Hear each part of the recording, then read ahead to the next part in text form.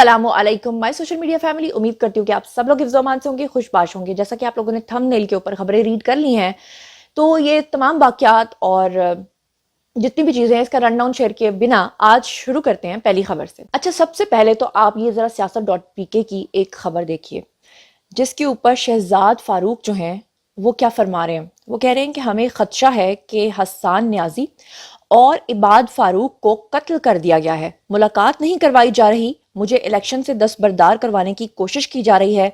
मरियम नवाज मुझसे फार्म 45 के मुताबिक हारी हुई थी और अब मुझ पर दबाव डलवा रही है। अभी कल के वीडियो में मैंने आपको बताया कि शानदाना गुलजार ने कहा है कि इमरान खान को कत्ल करने के लिए एस्टैब्लिशमेंट प्लान बना चुकी है, कि ओमान के अंदर जाकर खान साहब की कत्ल का मुकम्मल प्लान बनाया गया। और मज़ेदार बात यह है कि एस्टैब्लिशमेंट इतनी कच्ची है कि वो इमरान खान के कत्ल का प्लान कर रही है और वो शानदाना गुलजार को बता रही है कि हम ओमान के अंदर बैठे हुए हैं। और अब ये लोग कह रहे हैं कि जनाब हसन न्याजी को भी कत्ल करवा दिया गया है और इबाद फारूक को भी कत्ल करवा दिया गया है। ये कत्ल कत्ल के जो खेल हैं, कभी खान साहब कोई नया शोशा छोड़ देते हैं कि मेरी बीवी को हारपिक पिला दिया गया, कभी खान साहब ये कहते हैं कि मैं मरते दम तक जो है वो जनरल आसिम मुनीर जो है उनका आर्मी चीफ का पीछा नहीं छोड़ूंगा। तो मतलब इन लोगों को ना दिमागी आर्जा लाहिक है और उसके नतीजे में ये हम ना खुद चैन से बैठ रहे हैं, ना ये कौम को चैन से बैठने दे रहे हैं। अब बात यह है कि झूठ बोलना जो है वो इनकी सरिश्त में शामिल है। अब आप उसका अंदाजा यहां से लगा लीजिए कि इस वक्त स्क्रीन के ऊपर आपके सामने ओरिया मकबूल जान का एक ट्वीट है, और यकीन करें मुझे शर्म आती है, वो हमारे बुजुर्गों जैसे हैं। हजारों लाखों बार एक ये शख्सियत है जिनका नाम ओरिया मकबूल जान है और दूसरे इमरान रियाज खान है। दोनों ही एक तो ज्यादा आगे की एज में, एक मिडिल एज में है। दोनों को हजारों बार मेंशन किया जा चुका है कि आप जो ट्वीट्स करते हैं, आप जो खबरें देते हैं वो झूठ होती हैं, वो गलत होती हैं, साथ में प्रूफ अटैच किया जाता है, लेकिन उसके बावजूद ये लोग बाज नहीं आते। अगर इनका अपना मकसद इस्लाह का हो तो मेरा नहीं ख्याल कि ये नेक्स्ट टाइम वो हरकत करेंगे। अब ये ओरिया मकबूल जान का जरा ट्वीट सुने, जिसमें उन्होंने नीचे एक वीडियो शेयर किया है जिसमें एक खातून व्हील चेयर के ऊपर अपनी वालदा को लेकर जा रही होती हैं गालिबन, और कोई आकर उनको डाकू जो है वो रॉबरी करता है और लूट लेता है। अब जरा ये ट्वीट पढ़िएगा, इसमें लिखा हुआ है कि जिस मुल्क में सारी इंतजामी मशीनरी, पुलिस और पैरामिलिट्री फोर्सेस इमरान खान और पीटीआई के पीछे पड़ी हों और अवाम को डाकुओं और चोरों के रहमो करम पे छोड़ा हो, वहां ऐसे ही दिल दहला देने वाले मनाजिर देखने को मिलेंगे। मेरा अल्लाह दुखियारों को देख रहा है, उसकी पकड़ बड़ी सख्त है। अब ओरिया मकबूल जान जो है उनको मेरे ख्याल से मैं क्या कहूँ, यकीन करें कि बुजुर्ग हैं, बंदा कुछ कह भी नहीं सकता कि सर आप चुल्लू भर पानी में डूब मरे। क्या आप अंदाजा करें कि ये जो ट्वीट है, इस वक्त मैं आपको दिखा रही हूँ कि ये ट्वीट सन 2022 की है।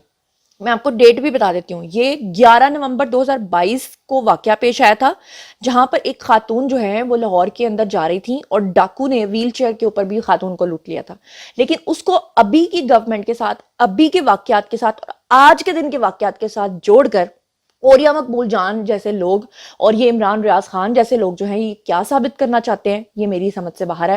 लेकिन मुझे इतना पता है कि इन लोगों को ये बात सिखाई जाती है कि गलत खबर को इतना फैलाओ, इतने ढीठ हो जाओ, आपको कोई गलत कहता रहे फिर भी ढीठ मत हो और गलत खबर को फैलाते रहो ताकि लोगों के दिमागों को पोल्यूटेड किया जा सके। ये स्क्रीन के ऊपर आपको नजर आ रहा होगा, ये जमशेद दस्ती वही शख्सियत है ना जो कहा करते थे कि इमरान खान की वजह से पूरी कौम खराब हो रही है, चर्च के ऊपर पूरी कौम को लगा दिया है। ये वही जमशेद दस्ती हैं जिन्होंने इलेक्शन अपनी बीवी का नाम इस्तेमाल करके जीता।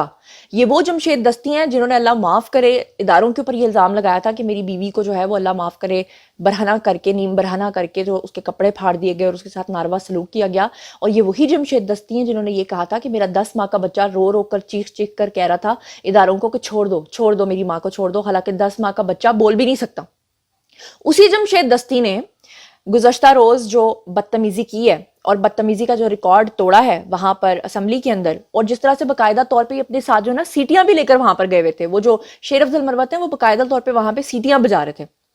अब आप अंदाजा करें कि जो हमारे स्पीकर हैं जी अयाज सादिक, उन्होंने सदर ममलुकत के मुश्तरका खिताब के दौरान जो है वो ये जो सर्कस के दो थे ना जोकर्स, इनके खिलाफ जो है वो कार्रवाई की है। एक है जी जमशेद दस्ती, दूसरे हैं जी मोहम्मद इकबाल। इनके लिए जो है वो रूलिंग और दीगर रुकनियत से इनको मुअत्तल कर दिया गया है, और मेरा ख्याल है कि ये बहुत जरूरी था और ये होना चाहिए था। अब बात कर लेते हैं जी मिशाल यूसुफजई की। आप लोगों को पता है कि ये जो मिशाल यूसुफजई नामी खातून है, اس خاتون کی کیا کریڈیبلٹی ہے؟ اور آپ کو پتا ہے کہ پی ٹی آئی کے اندر سے ہی لوگ اس کے کافی زیادہ خلاف ہو گئے ہیں، کیونکہ اس نے عید کے موقع پہ لوگوں کو 50-50 روپے کے نوٹ بانٹ کے ٹک ٹاکس بنائے تھے، اور یہ عجیب و غریب حرکات و سکنات کرتی ہیں. اور اب انہوں نے جناب جی علی امین گنڈا پور سے قربت کی وجہ سے 2.25 کروڑ کی گاڑی نکلوانے کی بھی جو فرمائش ہے وہ کر دی تھی، اور ان کے لیے جو ہے وہ 2.25 کروڑ کی گاڑی نکلنے جا رہی تھی. اس سے بھی بڑھ کر ایک اور خبر آئی ہے ان کے بارے میں کہ وہ اداروں کے پاس گئی اور جا کر کہا کہ مجھے نان کسٹم جو پیڈ گاڑی ہے وہ نکلوانے کی اجازت دی جائے. اور ان سے جب پوچھا گیا کہ آپ ایسا کیوں چاہتی ہیں، تو کہا گیا کہ جی میرے کچھ دوست احباب ہیں جو مجھے نان کسٹم گاڑی جو ہے وہ بلوچستان سے گفٹ کرنا چاہتے ہیں. اور جب پتا چلا کہ وہ دوست احباب کون ہے، تو پتا چلا وہ بہت بڑے سمگلرز تھے. یعنی مشال یوسف زئی جو ہے ماشاءاللہ سے سمگلرز کے ساتھ بھی ان کے اچھے خاصے تعلقات ہیں. ایسی خواتین جو ہیں وہ جا کر ریپرزینٹ کر رہی ہیں خیبر پختونخوا کی حکومت کے اندر. آپ کو پتا ہے کہ انہوں نے گزشتہ روز ایک رپورٹر کو بھی ہراساں کیا تھا جن کا نام نادیہ صبوحی ہے، جو جیو نیوز سے تعلق رکھتی ہیں. انہوں نے جب ان سے پوچھا کہ مجھے یہ سٹوری پتا چلی ہے کہ آپ نے گاڑی نکلوائی ہے 2.25 کروڑ کی، تو آپ اس کی تصدیق یا تردید کر دیجئے، تو انہوں نے اس خاتون کے ساتھ ہوئی ہوئی چیٹ کو بھی لیک کر دیا تھا. نہ صرف چیٹ کو لیک کیا تھا بلکہ انہوں نے اس رپورٹر کا نمبر بھی لوگوں کے سامنے جو ہے وہ پبلک کر دیا تھا. اور اس کے بعد جب ان کے خلاف کیسز ہوئے اور ان کو کہا گیا کہ معافی مانگیے، تو انہوں نے کیا حرکت کی کہ خود معافی مانگنے کے بجائے جناب جی انہوں نے اپنی جگہ بیرسٹر سیف کو بھیج دیا کہ معافی مانگ لو. اور بیرسٹر سیف کی تصویر آپ سکرین پہ دیکھ ہی رہے ہیں، اور بیرسٹر سیف نے آ کر ان کے بہاف کے اوپر جو ہے وہ کلیریفیکیشنز دینا شروع کر دیں. جبکہ میرا نہیں خیال کہ نادیہ صبوحی اب ان کو ایسے چھوڑیں گی، باقاعدہ طور پہ ان کے خلاف جو ہے وہ کارروائی کی جائے گی. اب یہ سکرین کے اوپر آپ کو فلک جاوید نظر آ رہی ہوں گی. جی ہاں، یہ فلک جاوید ہی ہیں، وہی فلک جاوید جو 9 مئی کے واقعات میں ملوث تھی. بلکہ میں آپ کی میموری کو تھوڑا سا ریوائیو کرنا چاہوں گی کہ ذرا یہ ویڈیو آپ کو سکرین کے اوپر نظر آ رہا ہوگا نا کہ 9 مئی کو کس طرح سے یہ دھمکیاں لگا رہی تھی. اس کے بعد یہ غائب ہو گئی، اور غائب ہونے کے بعد اس کے جو والد محترم ہیں انہوں نے ایک پوڈ کاسٹ کے اندر انکشاف کیا تھا کہ میری بیٹی جو ہے اس کے ان لاز تو یو کے میں رہتے ہیں، لہٰذا وہ پاکستان چھوڑ کر جا چکی ہے اور اب وہ پاکستان میں نہیں رہتی. کیا کہا تھا اس کے والد نے، ذرا یہ سنیے.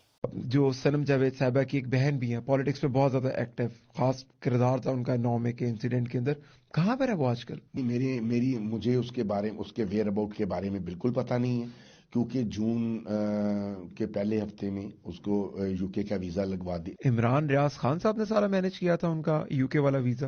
نہیں، بالکل بھی نہیں.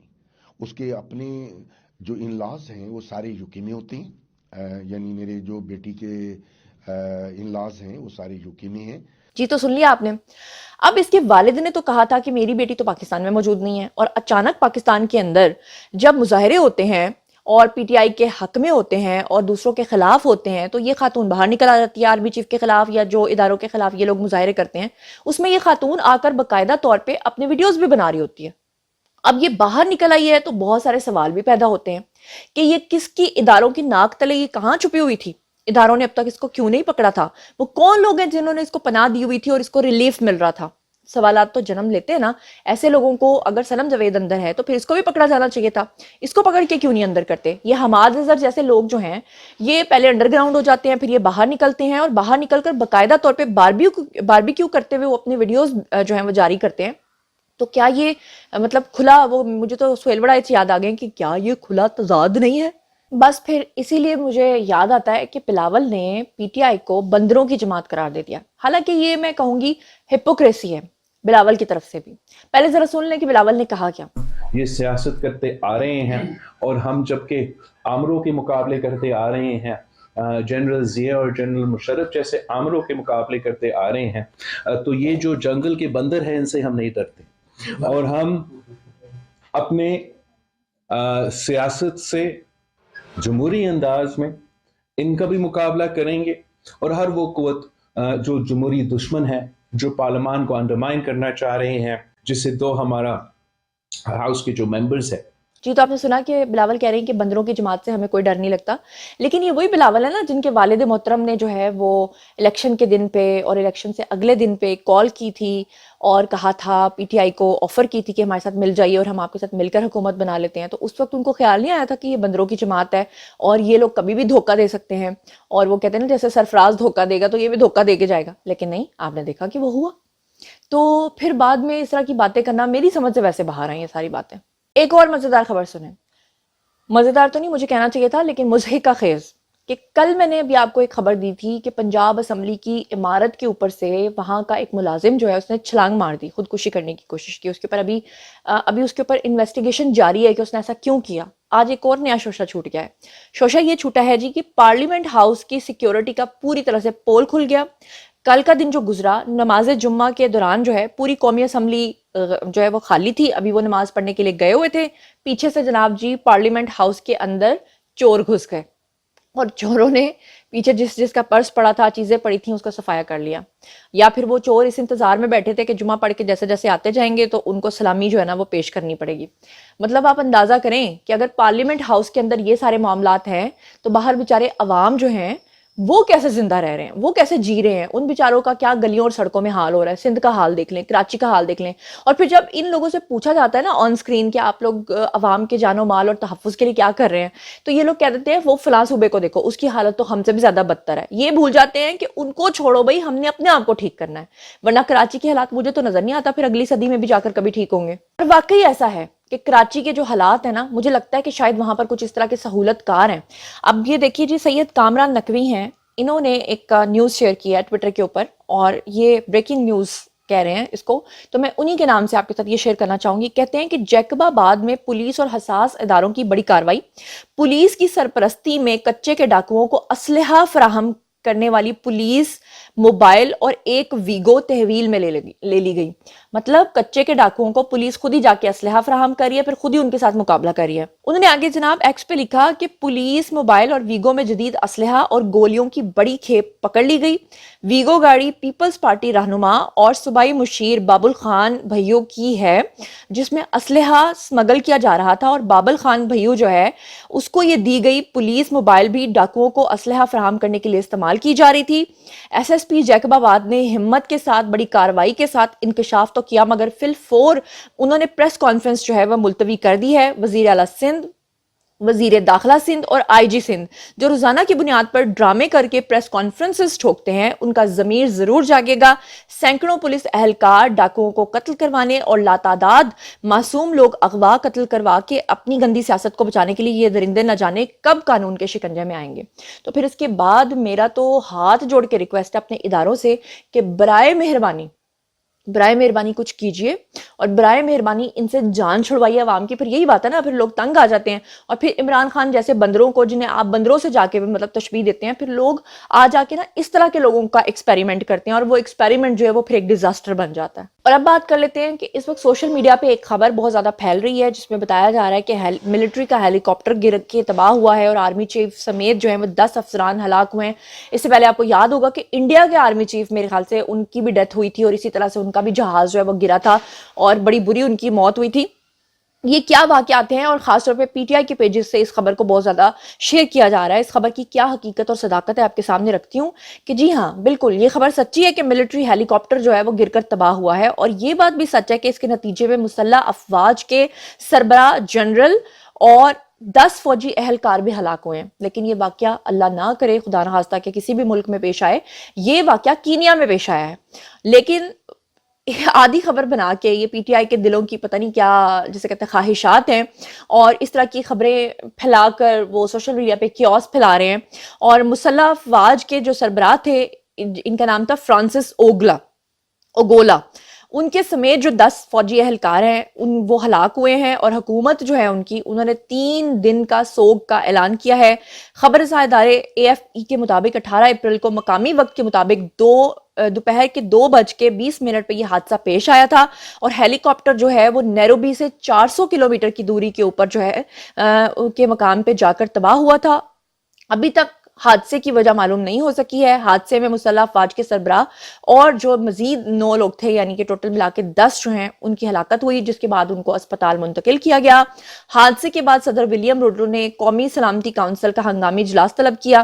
بہرحال آپ کو بتا دوں کہ اس سے پہلے 2021 میں نیروبی کے قریب ہیلی کاپٹر کی لینڈنگ کے دوران بھی ایک حادثہ ہوا تھا, جس میں 10 فوجی اہلکار ہلاک ہوئے تھے. اس سے پہلے آپ کو یاد ہے انڈیا کے اندر بھی یہ واقعہ پیش آیا تھا. تو جناب یہ تھا آج کا ویڈیو. باری ہے جی آپ لوگوں کی, آئیے کامنٹ سیکشن میں مجھے بتائیے کہ ان تمام خبروں کے بارے میں آپ کیا سوچتے سمجھتے ہیں. جو کچھ بھی آپ سوچتے سمجھتے ہیں شیئر کیجیے, پرسنلی جواب دوں گی. مزید خبریں, ولاگز, انٹرویوز اور سیاسی تجزیے جاننے کے لیے میرے ساتھ کنیکٹڈ رہنا ہرگز مت بھولیے گا. چینل کو سبسکرائب کر لیجیے گا. اپنا بہت بہت خیال رکھیے گا. اللہ نگہبان.